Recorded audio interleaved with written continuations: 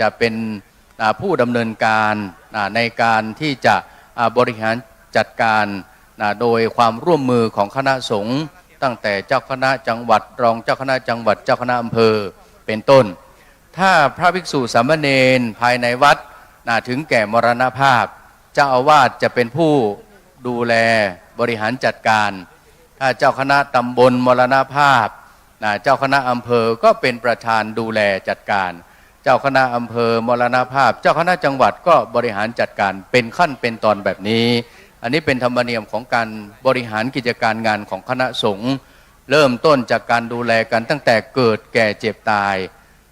อันนี้ก็ถือว่าเป็นการทำงานร่วมกันนะครับซึ่งในวันนี้ท่านเจ้าภาพที่ผมได้นำเรียนเป็นเบื้องต้นว่าด้วยความกรุณายิ่งจากท่านผู้ว่าราชการจังหวัดลำปางเห็นว่าหน่วยงานราชการต่างๆจะได้มาร่วมด้วยช่วยกันในการที่จะทำบุญเพื่อที่จะทำให้การงานของพระเดชพระคุณหลวงปู่นั้นเป็นไปด้วยความเรียบร้อยซึ่งวันนี้ในวันที่1มีนาคมพุทธศักราช2567มีหน่วยงานต่างๆที่ได้มาร่วมก็หลายหน่วยงานด้วยกันไม่ว่าจะเป็นหน่วยงานด้านการศึกษามณฑลฐานบกที่32เรือนจำกลางลำปางทันตสถานบำบัดพิเศษสำนักงานประกันสังคมจังหวัดลำปางสำนักงานพัฒนาชุมชนจังหวัดลำปางสำนักงานสถิติจังหวัดลำปางโรงพยาบาลมะเร็งลำปางสำนักงานจังหวัดกลุ่มงานยุทธศาสตร์และข้อมูลเพื่อการพัฒนาจังหวัด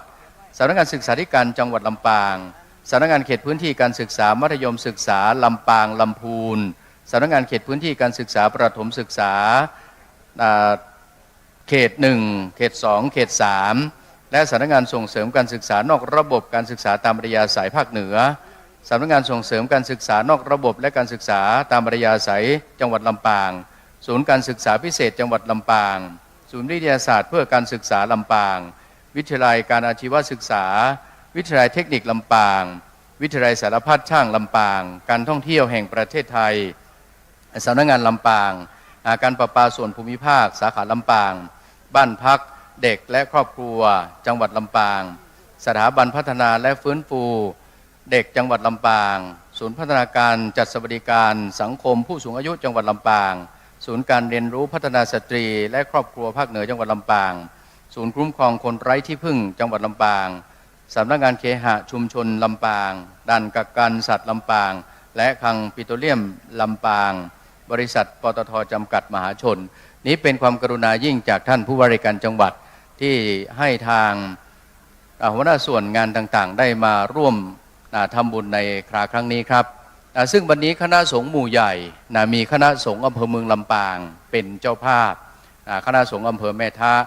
กลุ่มลำปางรักเมืองเก่า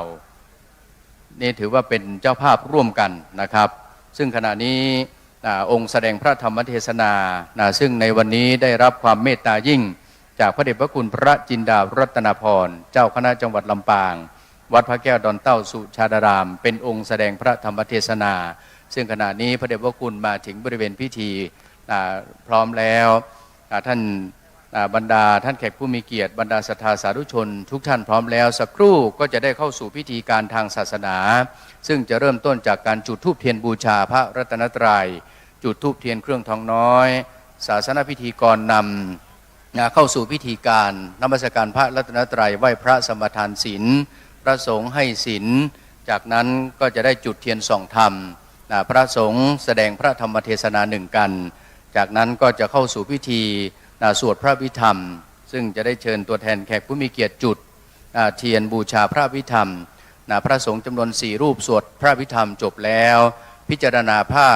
บังสกุลหลังจากพิจารณาผ้าบังสกุลแล้วเสร็จก็จะได้ถวายจตุปัจจัยทายธรรมพระสงฆ์อนุโมทนาก็เป็นอันเสร็จพิธีในค่ำคืนนี้ครับ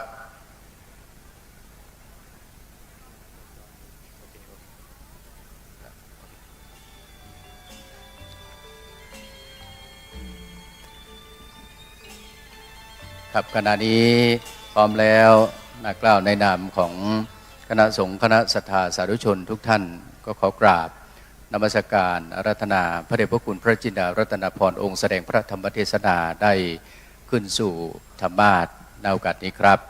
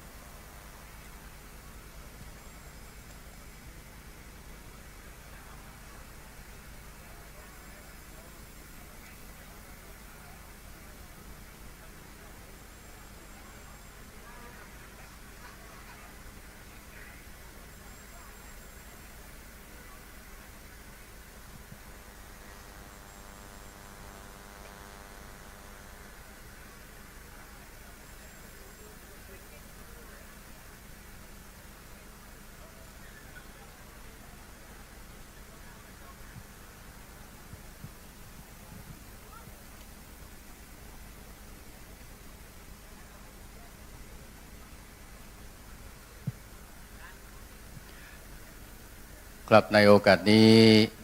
ขอกราบอาราธนาพระเดชพระคุณพระวิสุทธิธรรมภิราชรองเจ้าคณะจังหวัดลำปางได้เป็นประธานจุดธูปเทียนบูชาพระรัตนตรัยขอกราบอาราธนาครับ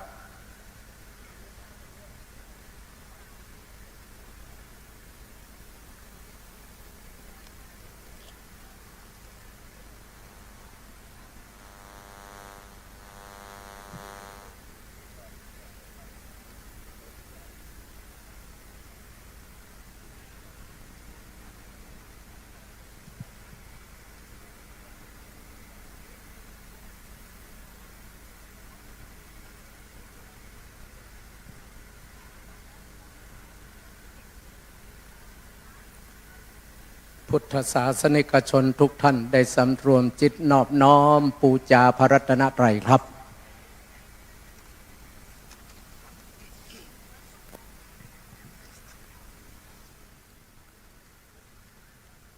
ครับและในโอกาสนี้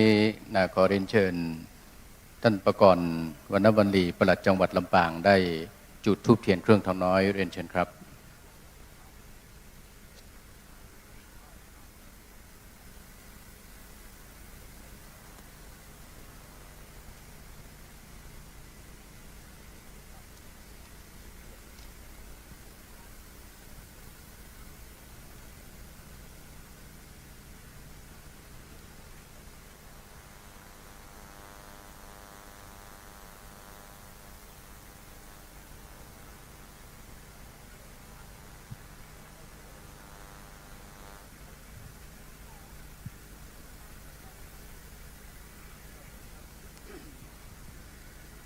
พุทธบริษัททั้งหลายลำดับต่อจากนี้ไปขอได้สำรวมจิตประนมมือกล่าวคำปูจาพระรัตนตรัยไหวพระอิเมนาสการเรนะพุทธังอภิปูชญามิอิเมนาสการเรนะธัมมังอภิปูชญามิอิเมนาสการเรนะสังฆังอภิปูชญามิอะระหังสัมมาสัมพุทโธภคะวาพุทธังภคะวันตังอภิวาเทมิสวากขาโตภควตาธัมโมธัมมังนามาสามิสุปฏิปันโนภควโตสาวกสังโฆสังฆังนามามิ มายังพันเตติสารเนนาสาหะปัญจศีลานิยาจามาตุติยัมปิมายังพันเตติสารเนนาสาหะปัญจศีลานิยาจามาตาติยัมปิมายังพันเตติสารเนนาสาหะปัญจศีลานิยาจามา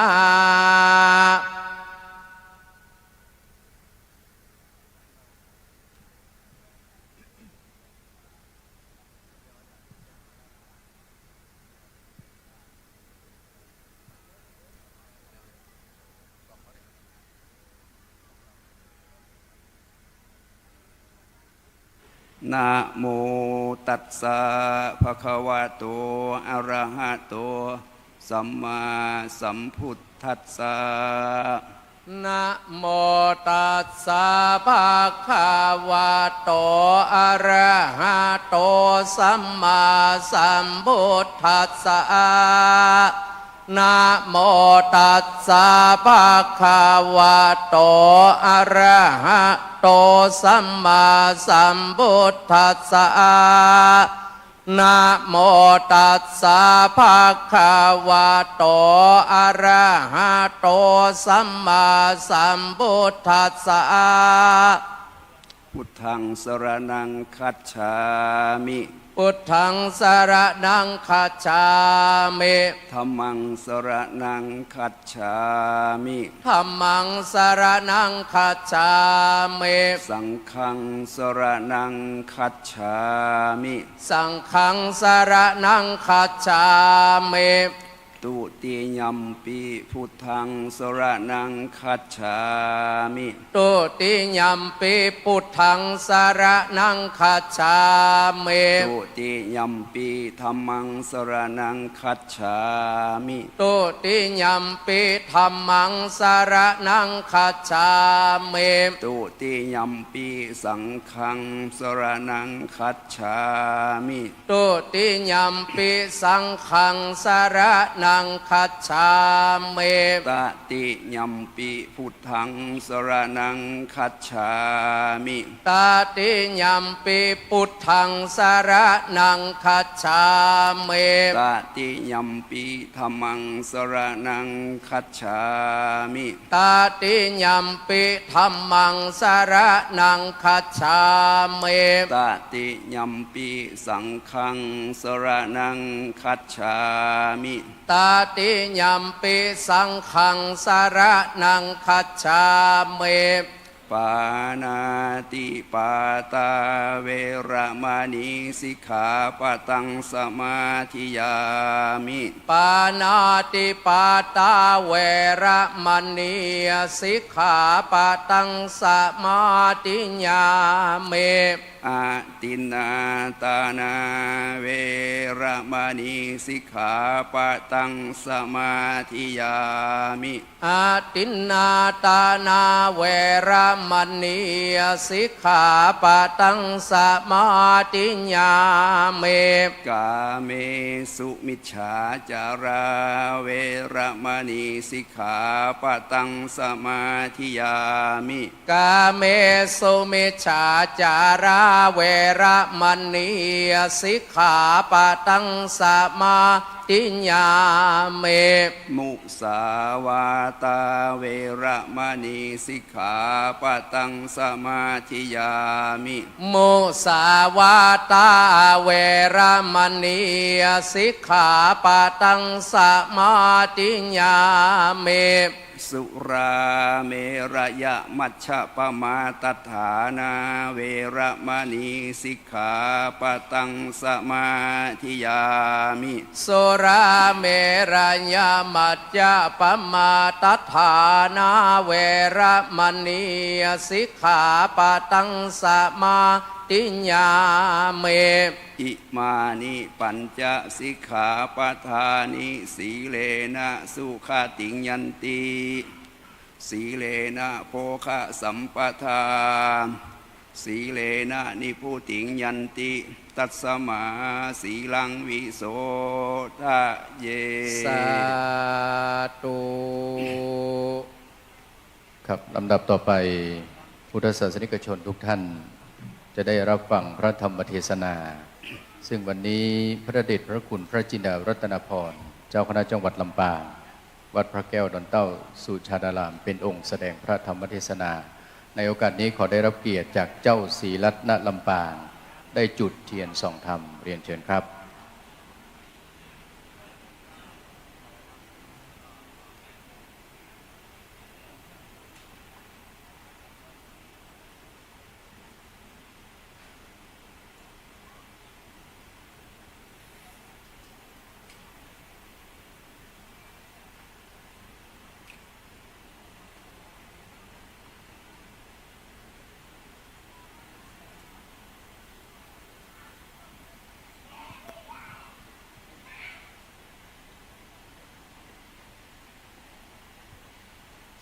พระมาจะโลกาธิปติสามปฏิกัดอัญชลีอันทิวรังอัญญาจธาสันติทาสัตตาปาราชกาชาติกาเทเสตุธรรมังอนุกัมปิมังปัจจังอันราชทานังกาโลมา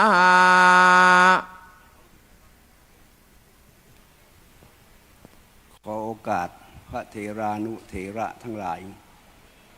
ซึ่งมีท่านเจ้าคุณพระวิสุทธิธรรมพิราชรองเจ้าคณะจังหวัดลำปางเจ้าอาวาสวัดตนธงชัยผู้รักษาการแทนเจ้าอาวาสวัดพระเจดีย์เสาหลังพระอารามหลวงนะโมตัสสะภะคะวะโตอะระหะโตสัมมาสัมพุทธัสสะนะโมตัสสะภะคะวะโตอะระหะโตสัมมาสัมพุทธัสสะนะโมตัสสะภะคะวะโตอะระหะโตสัมมาสัมพุทธัสสะยัมหิสัจจัญจะธัมโมจะอหิงสาจะสัญญโมทัพโมโสเถโรปวุจจติตีณโอกาสต่อนนี้ไปผมและอัตมภาพจักได้แสดงธรรมีกถาพรรณนาศาสนธรรมคำสั่งสอนขององค์สมเด็จพระชินวรสัมมาสัมพุทธเจ้าพอเป็นเครื่องประดับสติปัญญาเพิ่มพูนกุศลจริยาสัมมาปฏิบัติ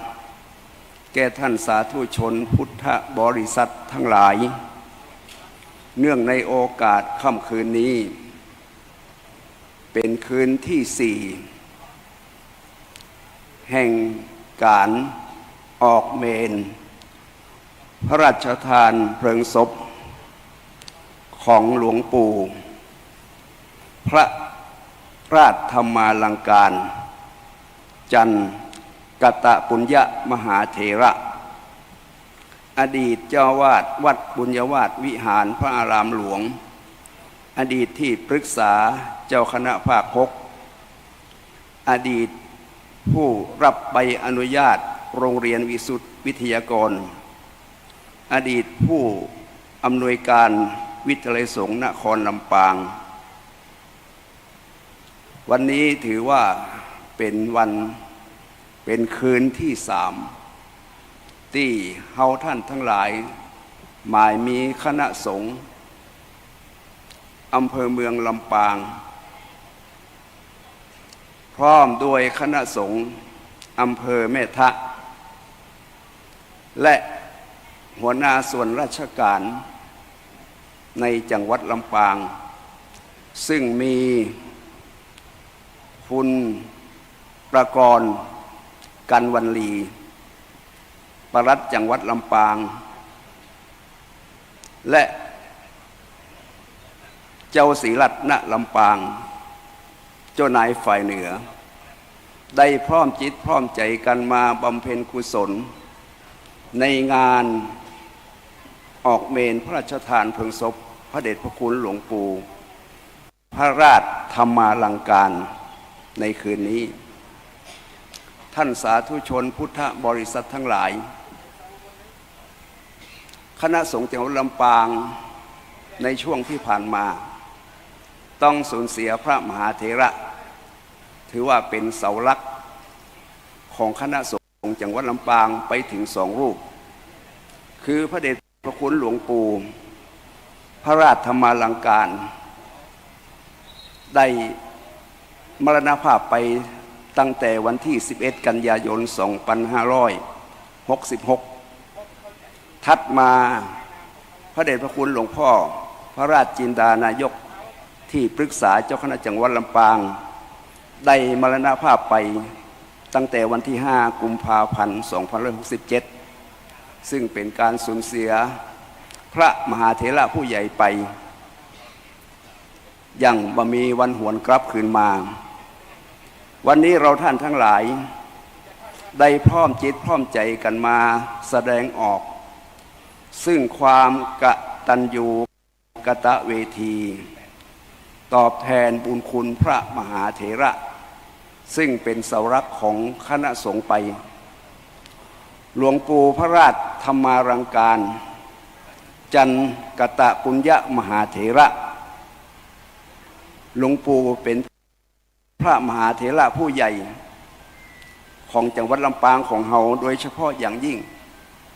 เป็นผู้มีความดำริคิดทำในการก่อตั้งวิทยาสงฆ์นครลำปางมาตั้งแต่ปีพ.ศ. 2544 หลวงพ่อเอาใจใส่ในการเริ่มแรกซึ่งเป็นไปด้วยความยากลำบากมีอุปสรรคหลายสิ่งหลายอย่างในการจัดตั้งวิทยาสงฆ์นครลำปางแต่ก็ด้วยอาศัยความร่วมมือจากทางฝ่ายราชการมีผู้ว่าราชการจังหวัดลำปางเป็นต้นทุกส่วนมีส่วนสนับสนุนคือการจัดตั้งมหาวิทยาลัยแห่งนี้สำเร็จลุล่วงไปด้วยสมตามเจตนารมณ์ของหลวงพ่อทุกประการเพราะฉะนั้นหลวงพ่อนี้ถือว่าเป็นพระนักการศึกษาโดยแท้จริงตามประวัติของหลวงพ่อซึ่งจะขอได้ยกมากล่าวไว้ให้ท่านสาธุชนทั้งหลายได้รับทราบพอสมควรหลวงพ่อหลวงปู่พระราชธรรมาลังการเกิดเมื่อวันที่23 กันยายน 2472 ณ บ้านร่องตำบลชมพูอำเภอเมืองลำปางเมื่อจบชั้นประถมศึกษาก็ได้เป็นศิษย์วัดหรือเป็นขยมวัดบรรพชาเป็นสามเณรคณะที่มีอายุได้14 ปีณวัดศรีหมดเกลาโดยเจ้าอธิการอินทะปัญโยเจ้าอาวาสวัดเข้าหมู่หนองยางเป็นพระอุปชาเมื่อได้บรรพชาเป็นสามเณรแล้วก็ได้ศึกษาเล่าเรียนหนังสือตังหาตัวเมือง7 ตำนาน12 ตำนานเฮียนนักธรรมจันตรีจันโทจันเอกเมื่อได้จบการศึกษาระดับนั้นแล้วอายุได้20 ปีก็ได้ทำการอุปสมบทเป็นพระภิกษุในปีพ.ศ. 2492มีนามฉายาว่ากตปุญโญแปลว่าผู้มีบุญอันกระทำแล้วหลวงพ่อหลังจากที่บรรพชาอุปสมบทแล้วก็ได้พบครูบาอาจารย์ซึ่งเป็นครูประชาบาลคือครูชื่อว่าอาจารย์มหามงคลมหาราพจน์คือเป็นมหาเก่าเป็นครูประชาบาลได้แนะนำหลวงพ่อว่าตุเจ้าถ้าอยากจะได้เป็นมหาปรริญญา ให้เขาไปอยู่ในเมืองหลวงพ่อก็ได้รับแรงบันดาลใจว่าอยากจะเป็นมหาปรริญญาเพราะคำว่าเป็นมหาปรริญญานั่นถือว่าเป็นสิ่งที่หลวงพ่อต้องการเป็นได้รับการยกย่องให้ใครได้เป็นมหาปรริญญาในสมัยนั้นยุคนั้นก็ถือว่าเป็นคนเก่งเพราะเป็นการเรียนภาษาบาลีภาษาของพุทธเจ้ามีความแตกฉานแปลภาษาบาลีหลวงพ่อก็เข้ามาอาศัยอยู่ในตัวเมืองลำปางไปอาศัยอยู่ที่วัดเจียงไฮ้ซึ่งสมัยนั้นเจ้าคณะจังหวัดอยู่วัดเจียงไฮ้ชื่อว่าพระศรีหสุวรรณวิสุทธิ์หลวงพ่อก็ได้เอาใจใส่มีครูสอนบาลีอยู่ที่วัดเจียงไฮ้เป็นปฐมเบื้องต้นคือเรียนภาษาบาลีเรียกว่าไวยากรณ์ท่องไวยากรณ์ตั้งแต่นามตัดทิศขยาดสนธิมีความรู้พื้นฐานสมัยนั้นหาครูบาอาจารย์ที่สอนบาลีได้ยากพอดีหลวงพ่อเจ้าคณะจังหวัดได้ไปประชุมที่กรุงเทพมหานครในรัชกาลของสงฆ์ไปพักที่วัดเบญก็ป้าหลวงพ่อเจ้าคุณราชธรรมลังกานี่เป็นตุเจ้าแล้วไปพักที่วัดเบญไปอยู่ที่วัดเบญท่านได้2-3 วันกุฏิก็บ่ว่างขอจะอยู่วัดเบญก็บ่มีกุฏิว่างก็ป้าไปอยู่ที่วัดพระเชตุพนวิมลมังคลารามก็ได้ไปอาศัยเรียนบาลีเพิ่มเติมต่อที่นั่นจบจนได้เป็นมหาปรริญญาประโยค3ปท3พระมหาปรริญญานี่เป็นยศทางการศึกษาพระบาทสมเด็จพระเจ้าอยู่หัวนี่ทรงตั้งปรริญญาตั้งแต่ประโยค3ขึ้นไปหลวงพ่อหลวงปู่ทาสธรรมลังการก็ได้เป็นพระมหาปรริญญาสมใจได้ประโยค3เรียกว่าพระมหาจันกตะปุญโญปีต่อมา2501ก็ได้ประโยค4ปท4ได้สมใจประโยค3ประโยค4จบแล้วในคณะที่อายุหนักแล้ว30 กว่าปีแล้วต่อจากนั้นก็จะไปต่อมหาวิทยาลัยสงฆ์ไปต่อที่วัดบวรนิเวศวิหารเป็นคณะฝ่ายธรรมยุทธ์เรียกว่าสภาการศึกษามหามกุฏราชวิทยาลัยเรียนอยู่ที่วัดบวรจบปริญญาตรีเรียกว่าศาสนศาสตร์บัณฑิตมีความรู้ตั้งโลกตั้งธรรมได้ประโยค4และปริญญาตรีเมื่อจบแล้วก็เป็นกฎของมหาวิทยาลัยว่าพระที่จบการศึกษาแล้วต้องไปปฏิบัติหน้าที่ในจังหวัดภูมิลำเนาเดิมของตนหลวงพ่อราชธรรมาลังการก็เดินทางกลับจังหวัดลำปางด้วยความภาคภูมิใจเมื่อมาอยู่จังหวัดลำปางแล้วก็ไปปฏิบัติหน้าที่ได้รับแต่งตั้งจากเจ้าคณะจังหวัดให้เป็นเจ้าวาดวัดศรีหมุดเกลาตำบลชมพูในปี2514เมื่อได้เป็นเจ้าวาดแล้วเจ้าคณะจังหวัดในสมัยนั้นก็คิดพิจารณาเห็นว่าพระมหาจันทร์นี่เป็นผู้ที่มีความรู้ความสามารถไปเรียนถึงเมืองกรุงต้องใจการใจงานพระผู้ใหญ่นี่ถ้าเป็นใจการใจงานนี่เป็นชอบถือว่าเป็นชอบเป็นสนับสนุนเต็มที่ก็มาอยู่วัดได้รับแต่งตั้งต่อมาก็มาเป็นรองเจ้าวาดวัดบุญยวาดวิหารในสมัยนั้นเจ้าคุณสิทธิปัญญาพรเป็นเจ้าวาดเจ้าคุณสิทธิปัญญาพรก็เป็นศิษย์วัดเชียงไฮ้เหมือนกันหลวงพ่อเจ้าคณะจังหวัดส่งมาก็มาช่วยดูแลเรื่องการศึกษาภาษาบาลีตลอดถึงโรงเรียนวิสุทธิวิทยากรช่วยงานเจ้าอาวาสที่วัดบุญยวาดวิหารอาตมาภาพนี่เคยอยู่หูตันร่วมตันหันเพราะอาตมาสมัยก่อนนั้นอยู่วัดขตึกเชียงมันช่วงนั้นเป็นการที่เปลี่ยนแปลงอำนาจคณะสงฆ์ในจังหวัดลำปางหลวงพ่อวัดเชียงไฮ้นี่ได้รับยกเป็นเจ้าคณะจังหวัดกิติมาศักดิ์มีการเปลี่ยนแปลงเจ้าคณะผู้ปกครอง เจ้าคณะจังหวัดก็มาตกอยู่ที่วัดขตึกเชียงมันอาตมาตอนนั้นเป็นสามเณรอายุ19 ปีในเดือนกุมภาพันธ์2521ทางการคณะสงฆ์ส่วนกลางสั่งให้ทั่วประเทศเปิดโรงเรียนพระสังฆาธิการส่วนภูมิภาคปี2521จังหวัดลำปางก็จัดประชุมที่วัดขตึกเชียงมันในโซนด้านเหนือเป็นอำเภอวังเหนืออำเภองาวอำเภอเมทะแม่เมาะมาประชุมกันที่วัด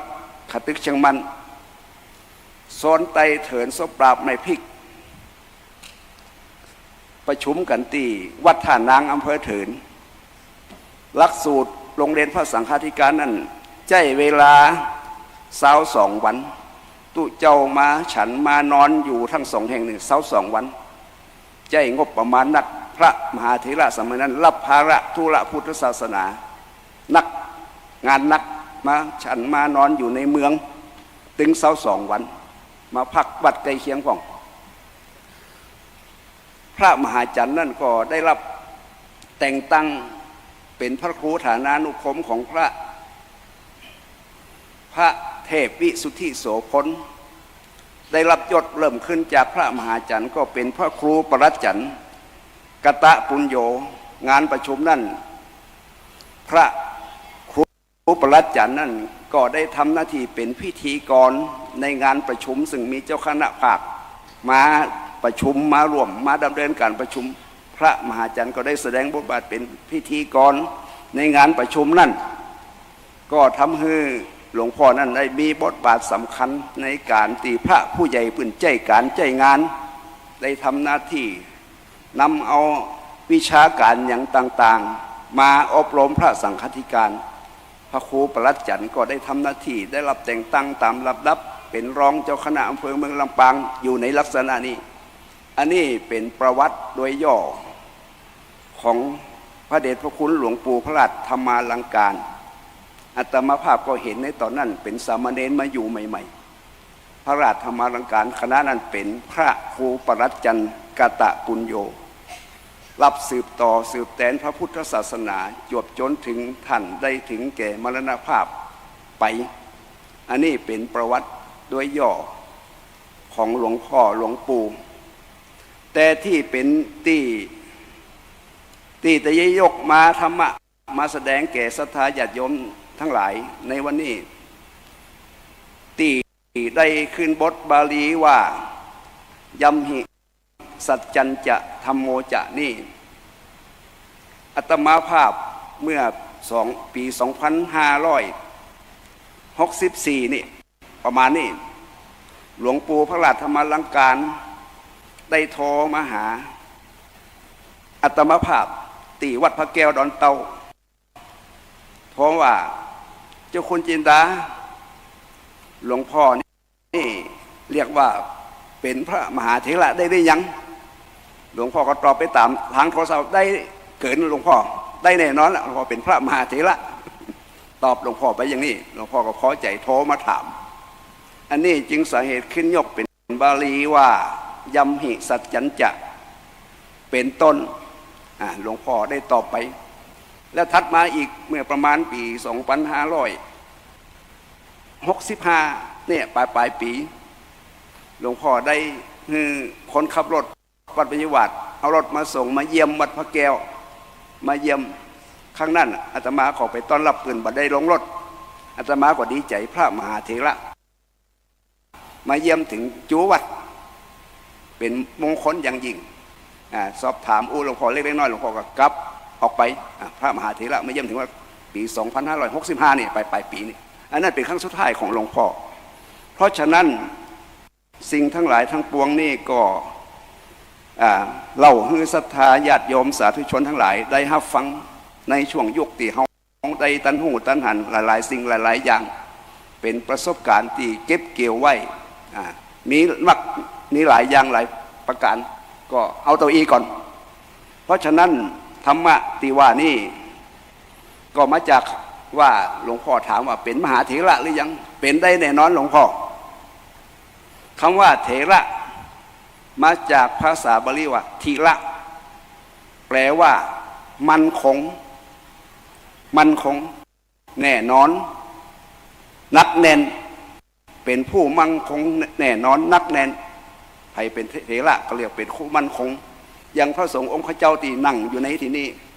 คณะสงฆ์อำเภอเมืองอำเภอเพทะเจ้าคณะอำเภอก็อะไรนี่เป็นผู้มั่นคงไม่หวั่นไหวคำว่าเถระนี่มีอยู่สองอย่างตามพระธรรมวินัยภิกษุที่มีพรรษาป้นสิบได้พรรษาป้นสิบเป็กมาครบป้นสิบแล้วเรียกว่าพระเถระใครมีพรรษาป้นสิบแล้วเรียกพระเถระถ้าต่ำกว่านั้นเป็นมัชชิมะเถระก็ถ้าหากว่าป้นพรรษาห้าก็เรียกว่ายังมาป้นนิสัยมุตตะกะเตียต้องอยู่ในโอวาทคำสอนอยู่กับวัดกวาอยู่กับอุปชาต้องดูแลพระอุปชาอุปถากอุปถัมภ์บำรุงพระอุปชานี่เป็นสำคัญการอยู่ใกล้ชิดพระเถระผู้ใหญ่ได้ใกล้ชิดพระอุปชาอุปถากอุปถัมภ์บำรุงท่านจะได้รับสิ่งพิชักอันอย่างต่างๆที่ท่านสะสมมาตลอดชีวิตเพื่อนจะเล่าให้ฟังจะให้ฟังอย่างนั้นอย่างนี้5 พรรษาถ้าพ้น5 พรรษานี่ก็เรียกว่าพ้นนิสัยมุตตะกะในกฎหมายของมหาเถรสมาคมใครที่จะเป็นเจ้าวาดต้องมีพรรษาพ้น5มีสิทธิ์เป็นเจ้าวาดได้เป็นที่เคารพนับถือของศรัทธาญาติโยมหลายมีพรรษาพ้น5จะไปอยู่ที่อื่นที่ไกลวัดอื่นก็ย่อมได้อันนี้เรียกว่าตามวินัยเรียกว่าพระเถระอนุเถระ10 พรรษาเรียกว่าพระเถระถ้า20 พรรษาขึ้นไปก็เรียกว่าพระมหาเถระ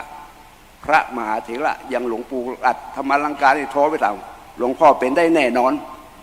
50 60 70 พรรษาอันนี้เป็นพระมหาเถระคืออยู่เรียกว่ามีความมั่นคงในพระศาสนาตามมีอยู่2 อย่างคือตามพระวินัยตามธรรมนี่เรียกว่าเถระธรรมอันนี้ใจใดทั่วไปบอกว่าเป็นเจ้าบ้านฆราวาสเจ้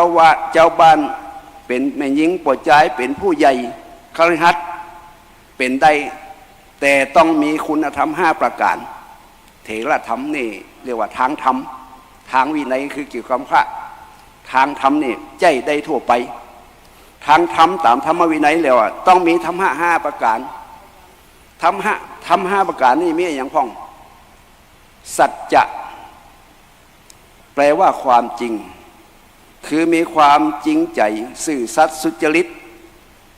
บ่เลาะและเหลวไหลเป็นลักแก่คนอื่นได้คนเขาเนี่ยต้องการความจริง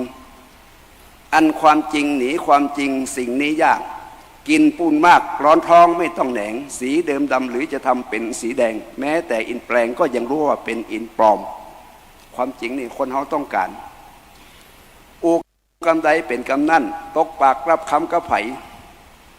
อันนี้คนเขาต้องการความจริงตรงต่อตัวเองตรงต่อคนอื่นเป็นที่นิยมชมชอบเป็นที่เคารพนับถือของคนอื่นมีสัจจะอันนี้หลวงปู่พระราชธรรมาลังการก็เรียกว่ามีสัจจะคือความจริงใจต่อลูกศิษย์ลูกหาต่อศรัทธาญาติโยมเรียกว่าแนะให้นำแนะให้ทำนำให้ดูอยู่ให้เห็นเย็นได้สัมผัสเขาอยู่ในลักษณะนี้หลวงพ่อพระราชธรรมาลังการประการที่2มีคุณธรรมมีเมตตามีความเห็นอกเห็นใจคนอื่นวางตนวางตัวเหมาะสมกับเป็นผู้ใหญ่ถ้าเป็นผู้น้อยก็วางตัวเหมาะกับความเป็นผู้น้อยมีความอ่อนน้อมถ่อมตนอันนี้วางตัวได้เหมาะสมประการที่3อหิงสาบ่เบียดเบียนบ่ก่อความเดือดร้อนบ่เอารัดเอาเปรียบคนอื่นอันนี้เป็นข้อที่3อหิงสาบ่เบียดเบียนคือคนอื่นโดยกายโดยวาจาเรียกว่าอหิงสาบ่เบียดเบียน อหิงสาหลวงปู่พระราชธรรมาลังการบ่เคยว่าร้ายไผเต้าตีเคยติดตามหลวงพ่อไปในงานต่างๆออกตรวจวัดตรวจวาหรือไปออกการเผยแผ่ของสภาธรรมปาทกมีหลวงพ่อจะลักษณะวิพากษ์วิจารณ์คนอื่นไปทั้งเสียทั้งหายอันนี้เ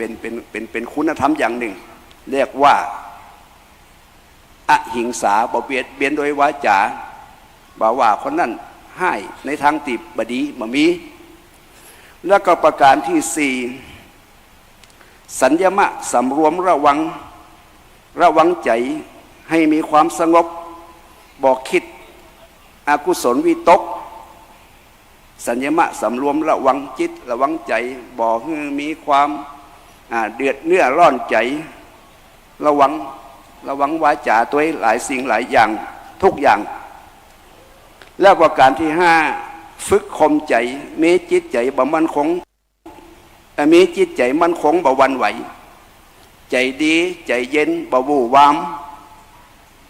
อันนี้ธรรมะความข่มใจความข่มใจนี่ยกตัวอย่างองค์สมเด็จพระสัมมาสัมพุทธเจ้าเข้าไปสู่เมืองสาวัตถีนางมาคันธิยาผูกอาฆาตในพระพุทธเจ้าเพราะว่านางมาคันธิยานี่บิดาเป็นมาคันธิยาพราหมณ์ว่า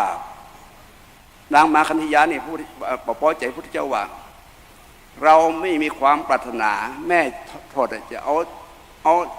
าเท้าแตะกำต่อยนางมาคันธิยานี่โคตรถ้าเขามีอำนาจแม่ใดเป็นราชินีแม่ใดอาฆาตพระพุทธเจ้าเพราะว่ามาคันธิยาพราหมณ์นี่ผู้เป็นป่อนี่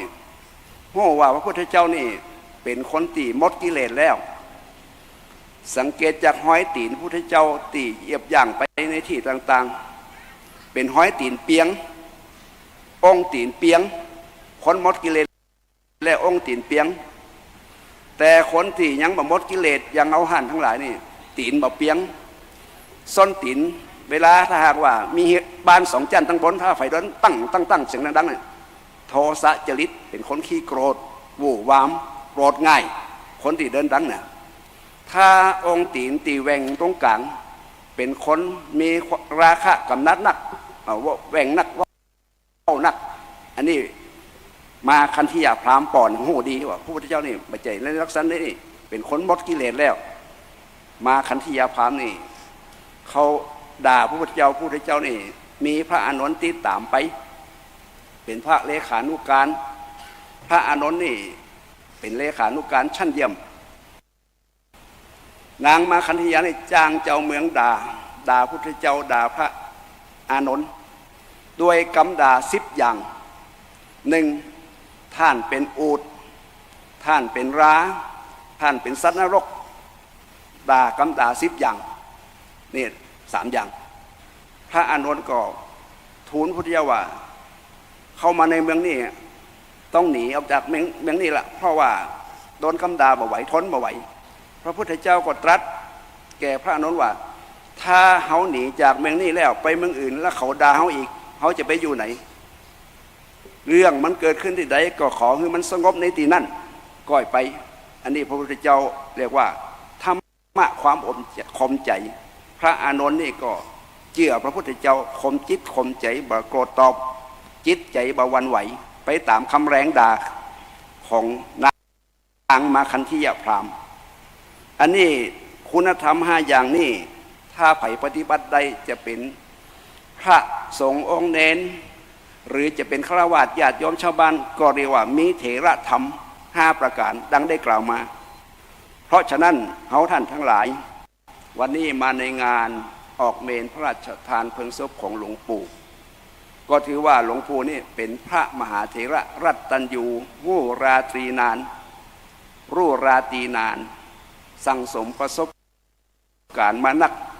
แล้วก็ได้ใจความรู้ความสามารถที่มีอยู่ได้พัฒนาการศึกษาของคณะสงฆ์จังหวัดลำปาง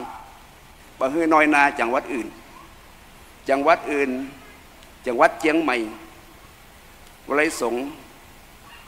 ตีวัดสวนดอกตั้งปี2526ตั้งปี2506ถัดมาจังหวัดแปะพระมหาโพธิวงศาจารย์ถัดมาจังหวัดพะเยาต่อไปถึงเมืองแปะลำปางเจียงไฮ้ตั้งวลัยสงฆ์ทั้งนั้นถ้าลำปางมีวลัยสงฆ์นี่ก็พระเนนต้องละเหเล่ร่อนไปอยู่จังหวัดอื่นไปอยู่บวชมิติศึกษาเราเรียนที่ได้มีโอกาสศึกษาเราเรียนก็เพราะพระเดชพระคุณหลวงปู่พระราชธรรมลังการเรียกว่าต้องเอาชีวิตเป็นเดิมพันพุทธศาสนาอุลังทัตวาหลวงพ่อ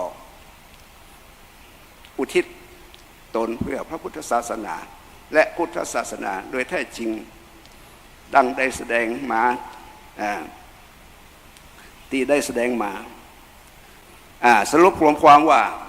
วันนี้เราท่านทั้งหลายได้มาแสดงความกตัญญูกตเวทิตาแต่หลวงปู่นั่น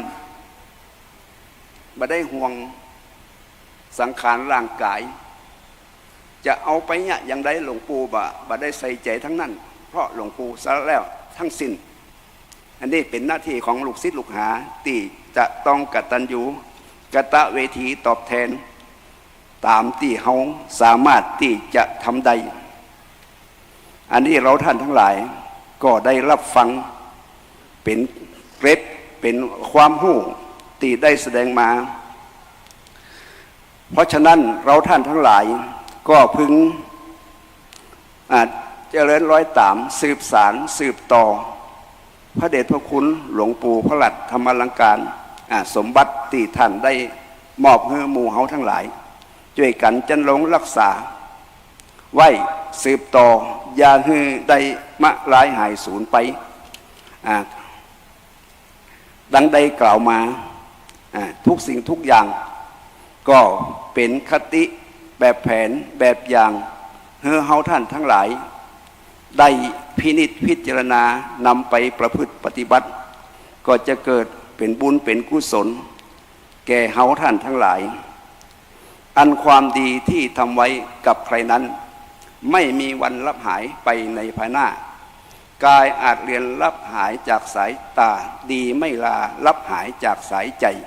พระเดชพระคุณอีกไม่กี่วันข้างหน้าวันที่3 มีนาคม 2567ร่างของปู่ก็สลายกลายเป็นธาตุทั้ง4ไปดินก็ถูกกลายเป็นดินไปไฟเผาผลาญน้ำเป็นน้ำเป็นอย่างเลือดอย่างก็สูญหายไป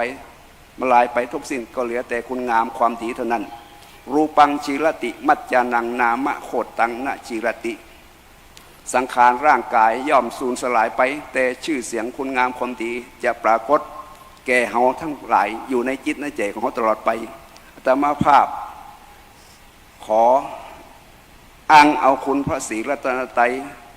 สิ่งศักดิ์สิทธิ์ทั้งหลายตลอดถึงบุญกุศลคุณงามความดีที่คณะสงฆ์อำเภอเมืองลำปางและหัวหน้าส่วนราชการทั้งหลายที่ได้มาพระสมจุมนุมกันในขอตั้งกัลยาณจิตอุทิศส่วนบุญส่วนกุศลเพื่อถวายแด่ดวงวิญญาณของหลวงปู่พระราชธรรมาลังการผู้ถึงแก่การล่วงลับดับขันไปแล้วดวงวิญญาณของพ่อจะไปสถิตสถานณที่ใดก็ตามจงมารับทราบด้วยญาณวิถีทางใดทางหนึ่งแล้วจงสำเร็จเป็นประโยชน์ในสุขติสัมปรายภพสมตามเจตนาปรารภของคณะท่านเจ้าภาพจงทุกประการอาตมาภาพชี้แจงแสดงธรรมาเห็นว่าพอสมควรแก่เวลาเอวังก็มีโดยประกาศนีสาธุการแสดงพระสัทธรรมเทศนาโดยพระเดชพระคุณท่านเจ้าคุณพระจินดารัตนาพรเจ้าคณะจังหวัดลำปางสมปันเจ้าวัดพระแก้วดอนเตาสุชาดารามพระอารามหลวงได้มีเมตตาแสดงธรรมจบสิ้นไปเป็นที่เรียบร้อยครับครับลำดับต่อไปเป็นการถวายการเทศน์โดยคณะสงฆ์อำเภอเมืองลำปางในโอกาสนี้ขอกราบอาราธนาหลวงพ่อพระครูวรการโกวิทรองเจ้าคณะอำเภอเมืองลำปางได้รับประเคนการเทศน์ขอกราบอาราธนาครับ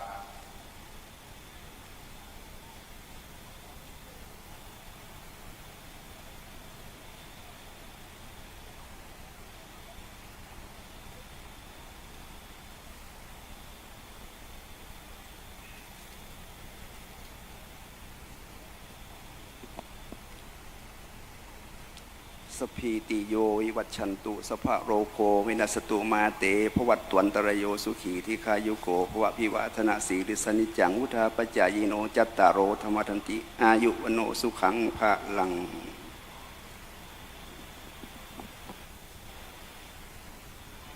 กับพระธรรมเทศนาซึ่งแสดงโดยพระเดชพระคุณพระจินดารัตนพรเจ้าคณะจังหวัดลำปางเจ้าวาดวัดพระแก้วดอนเต้าสุชาดารามได้แสดงพระธรรมเทศนาจบแล้วลำดับต่อไปพระสงฆ์จำนวน4 รูปจะได้สวดพระวิธรรมก่อนที่พระสงฆ์จะได้สวดพระวิธรรมในโอกาสนี้ขอกราบเรียนเชิญท่านนายกตวงรัตน์โลสุนทรนายกองค์การบริหารส่วนจังหวัดลำปางได้จุดธูปเทียนบูชาพระพิธรรมเรียนเชิญครับ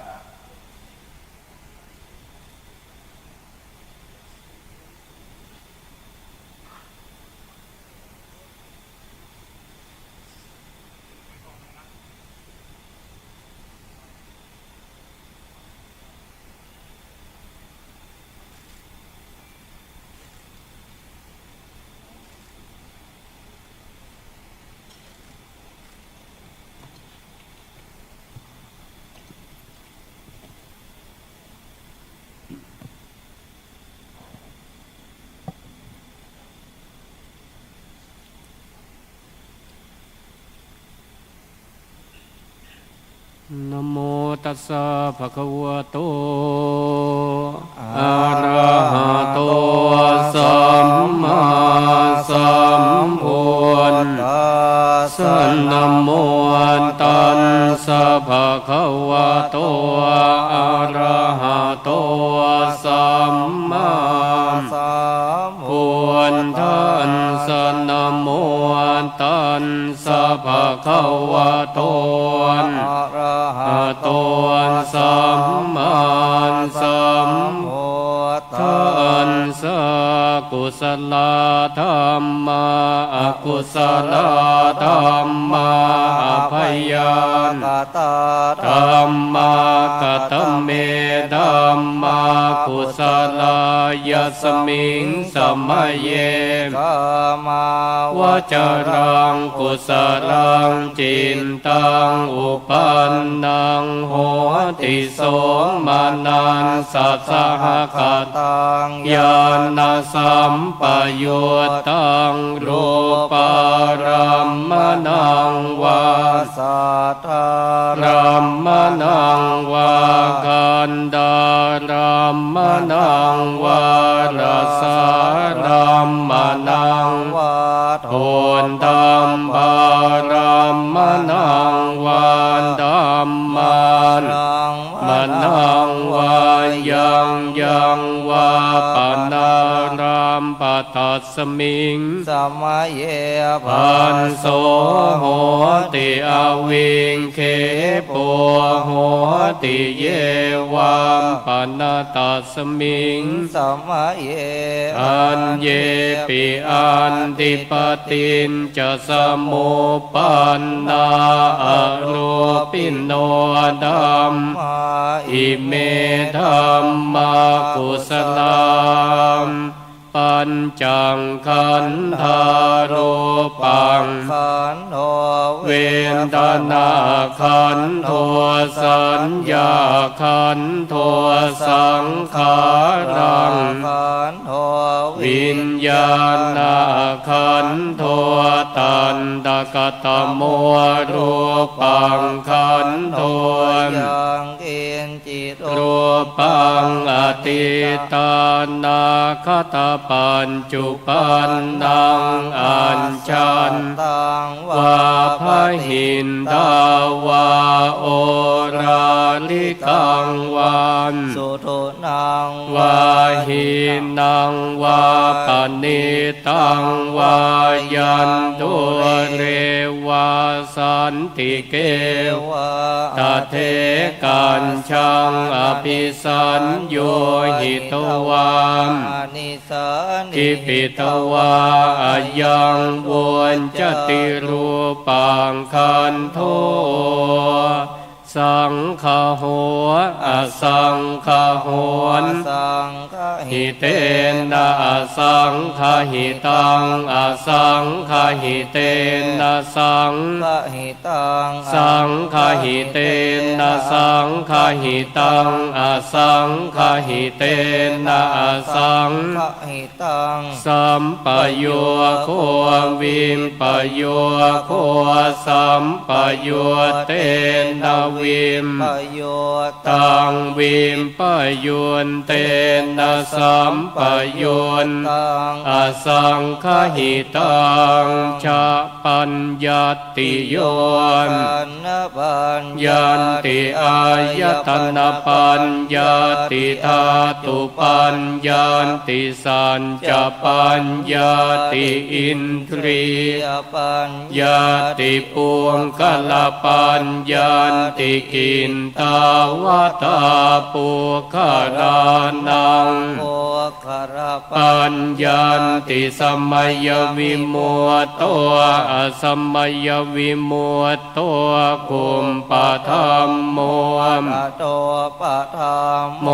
ปาริหานนาธัมโม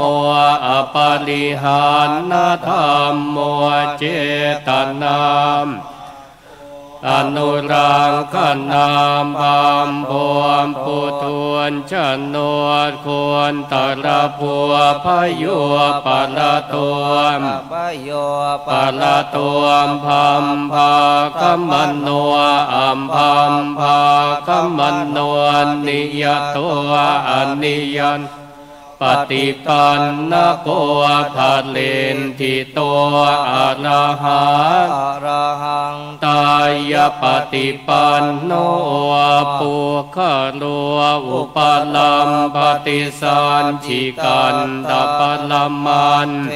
นาติอามันตายโยสัจฉิกันโทปลัมมันโทตโตนคโลอุปลัมปฏิสันชิกันตปลัมมันเทนาตินาเหวังวันตัมเพอาชานาหินิงอันจิปุงคโลอุปลัมปฏิสันชิกันตปลัมมันเทนาเตนวตะเรวันตัมเพโยสันชิกันโทมตระมาโตตะโตสุปุงคโลอุปลัมปฏิสัจจิกันตปลัมมันเทนาติมิจฉาเยเกจิกุสลาสัมเพเตกุสลมัวลาเยวาปนากุสลมัวสัมเพเตธัมมากุสลาเยเกจิกุสลาธัมมาสัพเพเตกุสลมัวเลนะเอกมัวลาเยวาปนากุสลมัวนะเอกมัวลาสัมเพเตธัมมากุสลาเหตุปัจจโยอารัมมณปัญจโยอธิปติปัญจโยอนันตรปัญจโยสัมมานันตรปัญจโยสหชาตปัญจโยอัญญมัญญปัญจโยนินสยปัญจโยอุปนินสยปัญจโยปุเรชาตปัญจโยปัจฉาปัจโยเสวนาปัญจโยกัมมปัญจโยวิปากปัญจโยอาหารปัญจโยอินทรียปัญจโยชานะปัญจโยมังคปัญจโยสัมปโยตปัญจโยวิปโยปัญจโยอันติปัญจโยนันติปัญจโยวิกตปัญจโยอวิกตปัญจโย ข กับขณะนี้พระสงฆ์จำนวน4รูปได้สวดพระวิธรรมจบแล้วลำดับต่อไปจะได้เรียนเชิญแขกผู้มีเกียรติได้ทอดผ้าบางสกุลนะซึ่งจะเตรียมไว้2ชุดด้วยกันนะครับชุดแรกเรียนเชิญท่านศาสตราจารย์เกียรติคุณสยมพรสิรินาวินเครือข่ายลำปางรักเมืองเก่าที่ปรึกษาผู้อำนวยการวิทยาลัยสงฆ์นครลำปางเรียนเชิญครับท่านที่2เรียนเชิญพันเอกสันตุสิทธิ์ดีบุกคำประธานเครือข่ายลำปางรักเมืองเก่าท่านที่3เรียนเชิญคุณพิมธิดาดีบุกคำเลขานุการกลุ่มลำปางรักเมืองเก่าและท่านผู้ใหญ่บุญสายสุรินทร์เครือข่ายลำปางรักเมืองเก่าเรียนเชิญครับ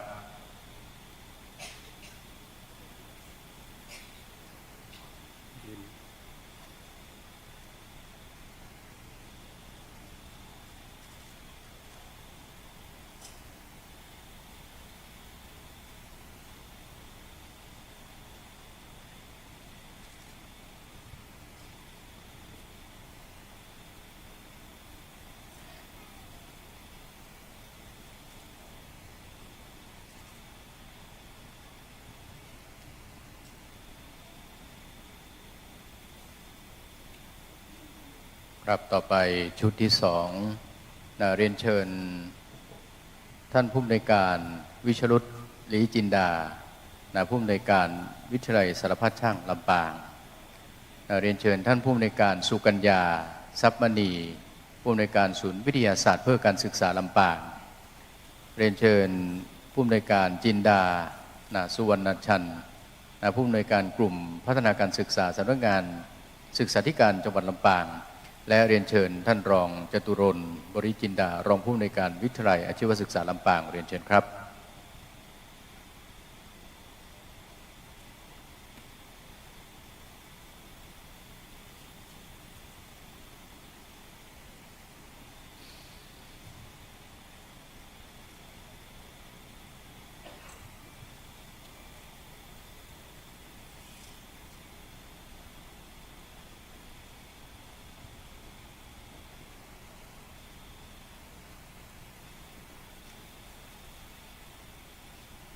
กับอาราธนาพระสงฆ์ได้พิจารณาครับ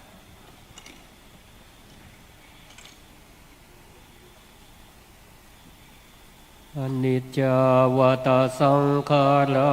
อุปาทวยธรรมิโนอุปาชิตวานิรุชันติเตสังบุปัสสโมสุโข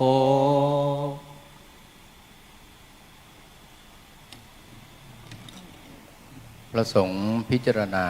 ภาพบางสกุลจบแล้วลำดับต่อไปจะเป็นพิธีถวายปัจจัยพระพุทธและถวายปัจจัยแด่พระสงฆ์สวดพระพิธรรมดังที่ได้กราบเรียนทุกท่านทราบคณะสงฆ์อำเภอเมืองลำปางคณะสงฆ์อำเภอแม่ทะตลอดถึงกลุ่มลำปางรักเมืองเก่าและองค์การบริหารส่วนจังหวัดลำปางตลอดถึงจังหวัดลำปางและแขกผู้มีเกียรติทุกท่านได้ร่วมเป็นเจ้าภาพด้วยกันในวันนี้ถวายปัจจัยพระสงฆ์จำนวน1ชุดซึ่งจะได้กราบอาราธนาพระสงฆ์คณะสงฆ์อำเภอเมืองลำปางโดยถวายปัจจัยพระพุทธขอกราบอาราธนาหลวงพ่อพระครูปริยัติสุนทรเจ้าคณะอำเภอแม่ทะวัดสันฐานกับอาราธนาครับ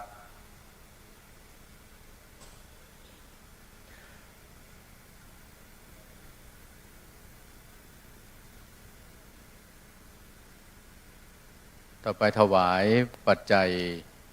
พระสงฆ์ตามลำดับรูปที่1 2 3 4ตามลำดับนะครับรูปที่1ขอกราบอาราธนาหลวงพ่อพระครู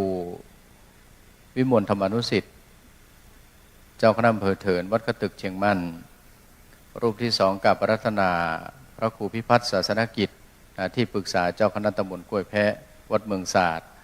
รูปที่3อาราธนาหลวงพ่อพระครูอุดมศิริทัตน์เจ้าคณะตำบลทุ่งฝายวัดศรีภูมิมา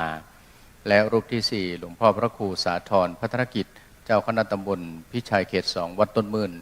กับอาราธนาด้วยความเคารพครับ อ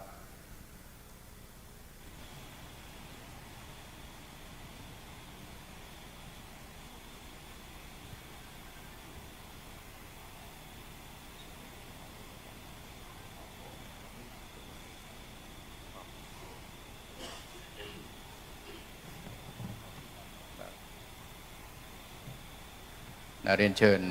คุณสุเมธวังคะออมรองผู้อำนวยการสำนักงานพุทธศาสนาจังหวัดสุโขทัยได้มอบเป็นปฏิกรณในแด่ศาสนพิธีกรเรียนเชิญครับ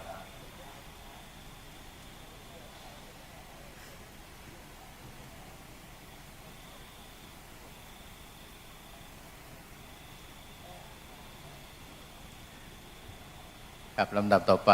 พระสงฆ์อนุโมทนาเรียนเชิญแขกผู้มีเกียรติได้กรวดน้ำรับพรครับผม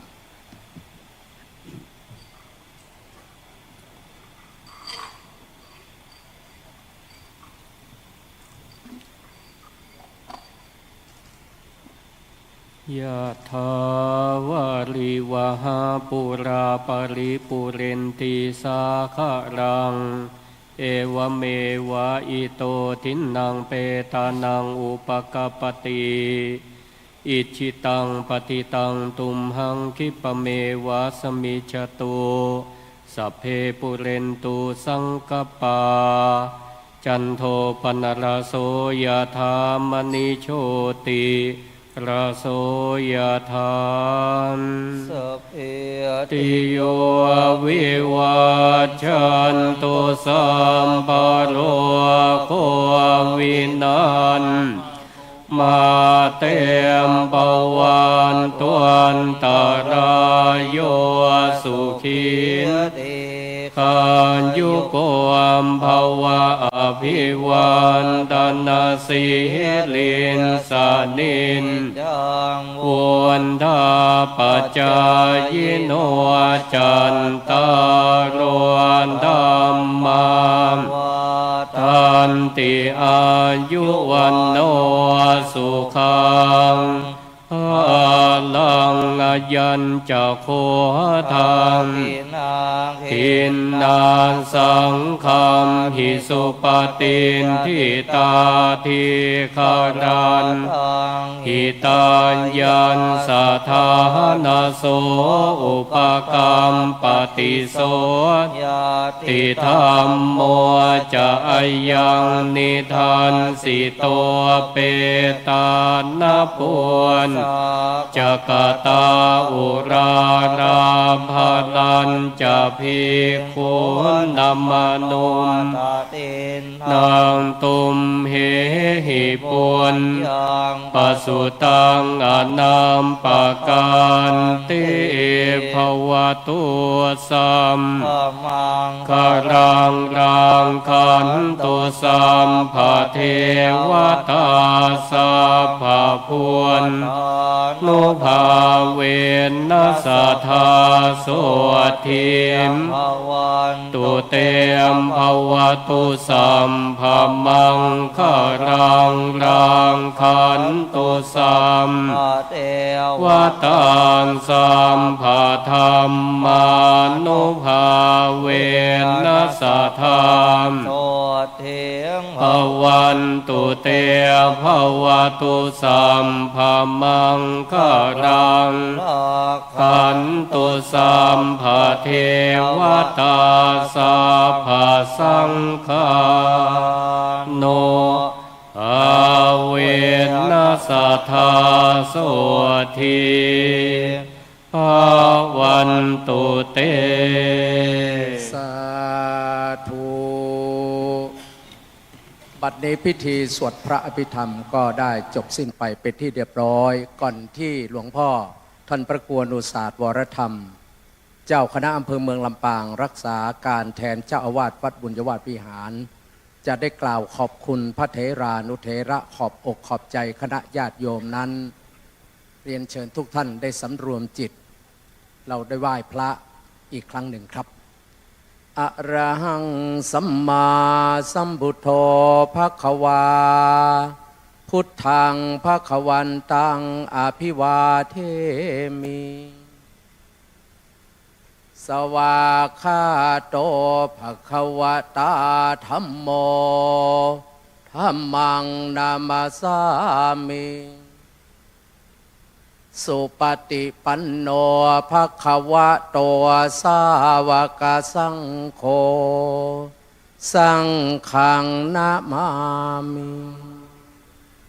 ครับก่อนที่หลวงพ่อพระคุณรุศาสตร์วรธรรมจะได้อนุโมทนาขอบคุณกับคณะสงฆ์ในโอกาสนี้คณะสงฆ์อำเภอเมืองลำปางมีปัจจัยร่วมทำบุญในนามของคณะสงฆ์อำเภอเมืองลำปางโดยหลวงพ่อพระครูวรการโกวิทรองเจ้าคณะอำเภอเมืองลำปางวัดนากรมเหนือจะได้มอบปัจจัยเป็นตัวแทนของคณะสงฆ์อำเภอเมืองทั้งสิ้นจำนวน 40,000 บาทถ้วนขออาราธนาหลวงพ่อได้ประเคนที่หลวงพ่อเจ้าอำเภอครับ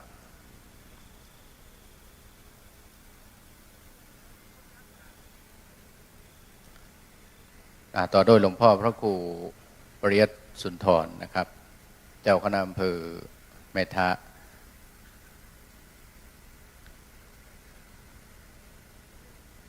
หลวงพ่อพระครูสิริรัตนกิจรองเจ้าคณะอำเภอแม่ทะครับ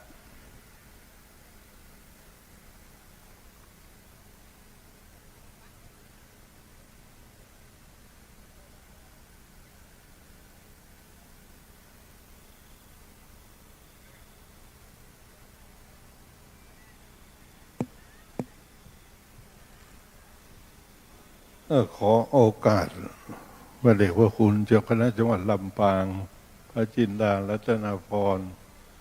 ท่านรองเจ้าคณะจังหวัดลำปางประสงค์เถรานุเถระพระสังฆาธิการและขอโอกาสเจริญพรกับญาติโยมสาธุชนทั้งหลายค่ำคืนวันนี้ก็มีในส่วนของท่านปลัดจังหวัดลำปางพร้อมด้วยทายกอุบาสกอุบาสิกาทั้งหลายคุณพ่อท่านเจ้าศรีรัตนลำปางและท่านผู้แทนหน่วยงานองค์กรในส่วนราชการและภาคเอกชนทุกท่านและศรัทธาสาธุชนทั้งหลายการบำเพ็ญกุศลในค่ำคืนวันนี้ก็ได้สำเร็จเสร็จสิ้นลงซึ่งก็ได้รับเมตตาธรรมกรุณาธรรมจากคณะสงฆ์ในส่วนของอำเภอเมืองลำปางในส่วนของอำเภอแม่ทะและในส่วนบางส่วนของอำเภอแม่เมาะแล้วก็ศรัทธาญาติโยมสาธุชนทุกท่านสำเร็จเรียบร้อยลงด้วยดีซึ่งการบำเพ็ญกุศลก็ได้ทำมาโดยลำดับตั้งแต่การอาราธนาสรีระศพของพระเดชพระคุณหลวงปู่พระราชธรรมลังการจากวัดบุญยวาสวิหารออกวัดออกเมืองแล้วก็มาตั้งประดิษฐานวิไลสงฆ์นครลำปางที่อำเภอกกคาซึ่งในส่วนของงานนี้การดำเนินการต่างๆก็ได้รับในส่วนของความร่วมไม้ร่วมมือความอนุเคราะห์สงเคราะห์จากทุกภาคส่วนในจังหวัดลำปางนับตั้งแต่ท่านผู้ว่าราชการจังหวัดเป็นต้นพร้อมกับด้วยคณะสงฆ์ในจังหวัดลำปางแม้แต่ต่างจังหวัดก็มาร่วมให้การสนับสนุนในการบำเพ็ญกุศลออกเมนพระราชทานเพลิงศพฉะนั้นในนามของผู้รักษาการแน่เจ้าวาดในนามของคณะศิษยานุศิษย์ในนามของวัดบุญยวาสวิหารก็ขอกราบขอบพระคุณขอขอบคุณอนุโมทนาในกุศลเจตนาของทุกท่านไว้ณโอกาสนี้ด้วยแล้วก็วันพรุ่งนี้ก็จะมีการบำเพ็ญกุศลในภาคกลางวันก็จะเริ่มตั้งแต่เวลาประมาณสัก10 โมงเป็นต้นไปก็จะมีการบำเพ็ญกุศลนิมนต์พระสงฆ์จำนวน120 กว่ารูปมาสวดพระพุทธมนต์แล้วก็จะมีการเลี้ยงเพลถวายจตุปัจจัยทายธรรมทายทานซึ่งภาคกลางวันวันพรุ่งนี้ก็ถือเป็นทางเหนือเราเรียกว่าเป็นวันดาก็มีการจัดประเพณีพื้นบ้านเข้ามาเสริมมีการจัดซอพื้นเมืองเข้ามาเสริมด้วยเพื่อเป็นการที่จะให้ในส่วนของการอนุรักษ์รักษาประเพณีให้มาซอเกี่ยวกับเรื่องอัตชีวประวัติ ชีวิตผลงานอะไรต่างๆของพระเดชพระคุณเพราะฉะนั้นในวันพรุ่งนี้เป็นวันเตรียมการเป็นวันที่จะบำเพ็ญกุศลเป็นวันแรกก็ขอเชิญศรัทธาญาติโยมทั้งหลายได้มาร่วมแล้วในส่วนของพระสงฆ์ที่ได้อาราธนาในชุดแรกวันพรุ่งนี้จำนวน110 รูป120 รูปนะฮะก็เพื่อที่จะขออาศัยบารมีของพระสงฆ์120 รูปนี้ในวันที่3ก็จะได้มาช่วยกันดูแลในการที่จะช่วยกันบริหารจัดการกำกับในส่วนของการรับญาติโยมในการรับพระเจ้าพระสงฆ์อะไรต่างๆเพื่อความเรียบร้อยของงานก็ขอประชาสัมพันธ์บอกกล่าวขอขอบคุณอนุโมทนาก็ขอจิตดวงวิญญาณของพระเดชพระคุณหลวงปู่ได้จงประทานพรให้กับคณะสงฆ์คณะศรัทธาญาติโยมสาธุชนทุกท่านให้มีอายุมั่นขวัญยืนมีสุขภาพกายจิตสมบูรณ์แข็งแรงได้อยู่สร้างสรรค์บุญญาบารมีไปตลอดกาลนานทุกท่านทุกคนด้วยเถิดสาธุกับในพิธีการบำเพ็ญกุศลในค่ำคืนนี้ก็จบลงแล้วด้วยดีขณะนี้มีสำนักงานศึกษาธิการจังหวัดลำปางได้แจ้งความประสงค์น้อมถวายปัจจัยแด่หลวงพ่อเพื่อบำเพ็ญกุศลก็เรียนเชิญเลยนะครับสำหรับการบำเพ็ญกุศลศพในค่ำคืนนี้มีคณะสงฆ์อำเภอเมืองลำปางคณะสงฆ์อำเภอแม่ทะเครือข่ายลำปางรักเมืองเก่าองค์การบริหารส่วนจังหวัดลำปางตลอดถึงจังหวัดลำปางได้ร่วมเป็นเจ้าภาพในโอกาสนี้ก็ต้องขอกราบอนุโมทนาเชิญทุกท่านได้ตามอัธยาศัยนะครับขออนุญาตแจ้งกำหนดการในวันพรุ่งนี้วันที่2 มีนาคมพุทธศักราช 2567พิธีจะเริ่มขึ้นในเวลา 10 นาฬิกาเป็นต้นไปนะครับตั้งแต่พิธีในช่วงเช้าคณะสงฆ์คณะศรัทธาญาติโยมพร้อมกันในเวลาประมาณ 9 นาฬิกามีโรงทานมีคณะศรัทธาสาธุชนได้ร่วมกันเป็นเจ้าภาพมากมายหลายเจ้าภาพคณะสงฆ์คณะศรัทธาก็จะหลั่งไหลเข้ามาณที่นี้เพื่อที่จะบำเพ็ญกุศลให้พระเดชพระคุณหลวงปู่ตามที่หลวงพ่อพระคุณอุตสาหวรธรรมได้ปรารภไว้เมื่อกี้เป็นวันดาแต่วันดาของเรานั้นจะเป็นการทำบุญโดยเริ่มเวลา 10 นาฬิกาเป็นต้นไปจุดธูปเทียนบูชาพระรัตนตรัยซึ่งประธานในวันพรุ่งนี้ในนามของคณะสงฆ์ได้รับเกียรติจากเจ้าศรีรัตนลำปางในนามลูกหลานคนลำปางคณะศรัทธาสาธุชนตัวแทน